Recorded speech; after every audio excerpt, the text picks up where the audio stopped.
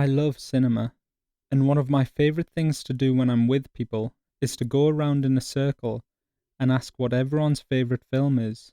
And no matter who I'm with, there is without a doubt one single film that gets named more than any other. The Godfather is such a universally accepted pinnacle of cinema that to even talk about it feels like low-hanging fruit.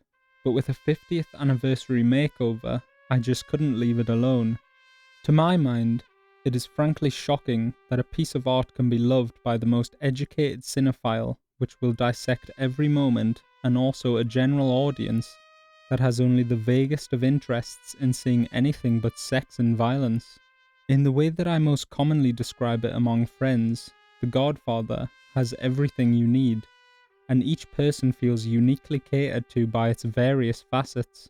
At its core, it's a fusion of two opposites: the primal lowbrow thrills of a violent gangster story, and the heartfelt, thought-provoking scenes of family life and an endless cycle of revenge.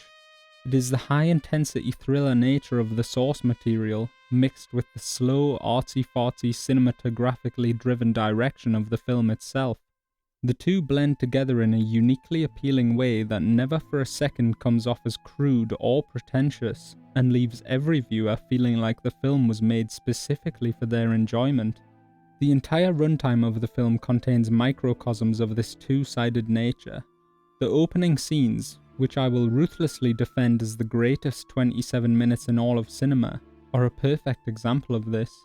And it is almost an affront to the viewer when they discover that the shady dealings of revenge discussed in the darkened office of Don Corleone's home are revealed to be taking place on his daughter's wedding day, as children and members of his extended family sing and dance outside to celebrate.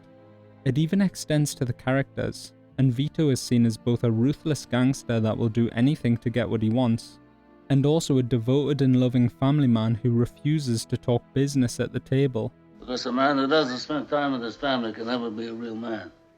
He is calm and calculating, and above all respected for his fairness.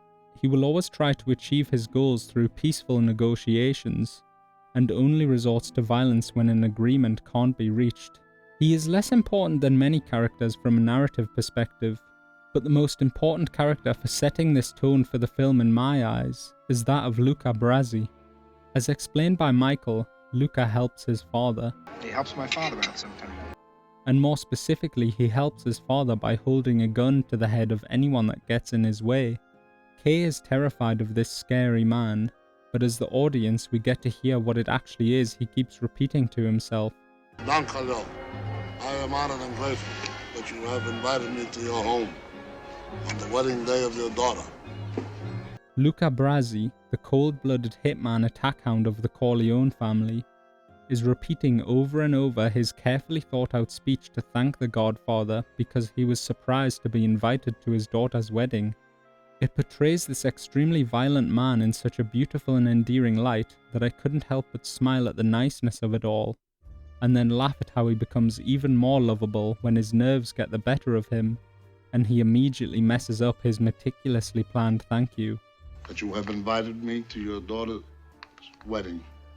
I could honestly go over this film scene by scene, but it's this constant flickering back and forth between intensely violent scenes and deeply touching moments that stuck with me most.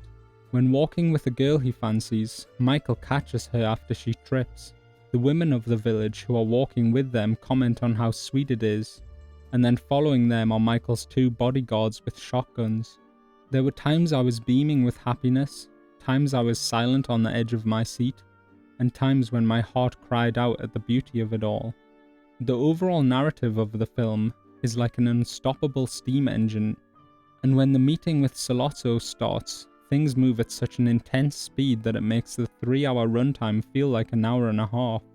The film still finds time for quiet, static scenes in the midst of the chaos, and each minute of its runtime is absolutely justified by brilliant dialogue and performances from everyone involved. Where in most films I feel like I'm watching characters on a film set, The Godfather's devotion to showing family life feels like I'm watching a documentary. In particular, the performances of the minor characters, extras, and children in the more busy scenes is so natural that I had to keep reminding myself that it was still a film and not stock footage taken from a real event. A film about highly intelligent characters, the plot is an extremely involved narrative and is a masterclass in subtlety. To blink and miss a single line of dialogue We're gonna kill all those guys. is to miss the context for the importance of the scenes that follow, and characters that are only briefly seen or mentioned in passing become major players as the film progresses.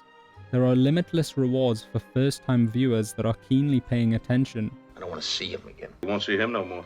and for most, it is only truly understandable on a second or third viewing. The infinite respect commanded by Vito, the hauntingly beautiful score, Sonny's explosive quest for vengeance, the importance of family, Michael's blossoming Italian romance and his slow descent from war hero to the most badass criminal mastermind in existence, the power and weight of every line of dialogue which drives the film forward to its inevitable conclusion, and the violence which serves as its brutal punctuation. The fantastic cinematography which elevates the entire film from gangster flick to thoughtful thriller, the sound of the train representing the adrenaline-based thought-consuming sound of blood rushing to the head, Tom's level-headed logic, the incredible cast, the beauty of the Sicilian countryside. All of these features stand alone on their own merit, but they're flawlessly interweaved to create a film that has a little something for everyone, without ever diluting its own identity or leaning too hard into a single aspect and alienating a large proportion of the audience. It feels redundant to call The Godfather a masterpiece of cinema, or even art as a whole, when it is the favourite film of such a large portion of humanity, but it sits atop so many lists and articles for a reason. It's a beautifully affecting film, with white-knuckle thrills, romance, murder, kindness, respect, and badass speeches. It's one of the very few films that I desperately look forward to watching again in 5 years after the credits roll, and I shamelessly shed a tear along with Vito and Tom. Its existence alone gives me faith in the power of human creativity, and its beloved status gives me faith in humanity as a whole. Please watch this film. Thank you to Francis Ford Coppola for masterminding this precious gem. Thank you to Marlon Brando for being the gangster with a heart. And thank you for watching. Peace.